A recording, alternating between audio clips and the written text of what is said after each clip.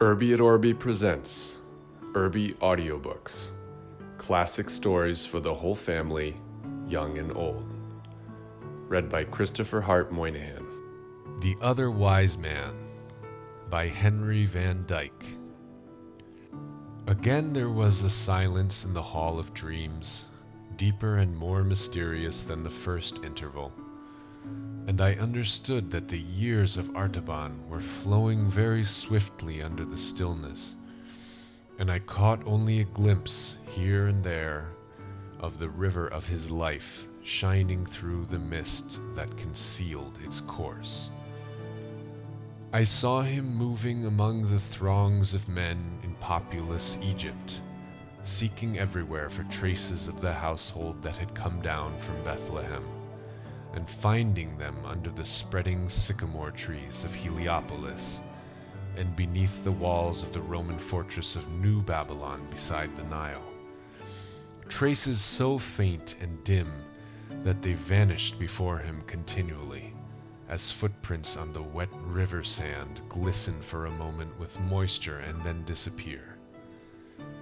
I saw him again at the foot of the pyramids, which lifted their sharp points into the intense saffron glow of the sunset sky, changeless monuments of the perishable glory and the imperishable hope of man. He looked up into the face of the crouching Sphinx and vainly tried to read the meaning of the calm eyes and smiling mouth. Was it indeed the mockery of all effort and all aspiration, as Tigranes had said? The cruel jest of a riddle that has no answer, a search that never can succeed? Or was there a touch of pity and encouragement in that inscrutable smile, a promise that even the defeated should attain a victory, and the disappointed should discover a prize, and the ignorant should be made wise, and the blind should see, and the wandering should come into the haven at last? I saw him again in an obscure house of Alexandria, taking counsel with a Hebrew rabbi.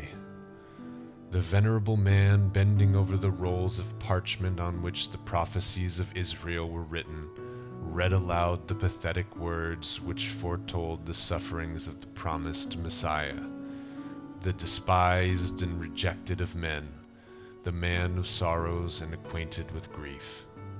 "And remember, my son," said he, fixing his eyes upon the face of Artaban, "the king whom thou seekest is not to be found in a palace, nor among the rich and powerful.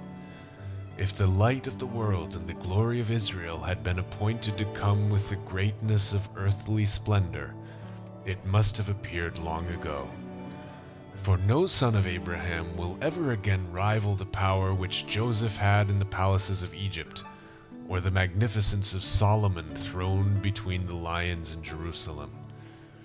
But the light for which the world is waiting is a new light, the glory that shall rise out of patient and triumphant suffering. And the kingdom which is to be established forever is a new kingdom, the royalty of unconquerable love. I do not know how this shall come to pass, nor how the turbulent kings and peoples of earth shall be brought to acknowledge the Messiah and pay homage to him. But this I know: those who seek him will do well to look among the poor and the lowly, the sorrowful and the oppressed." Thank you for listening to this Urbi Audiobooks presentation of The Other Wise Man. Please subscribe to our channel for more classic stories of faith presented by Urbi et Orbi Communications.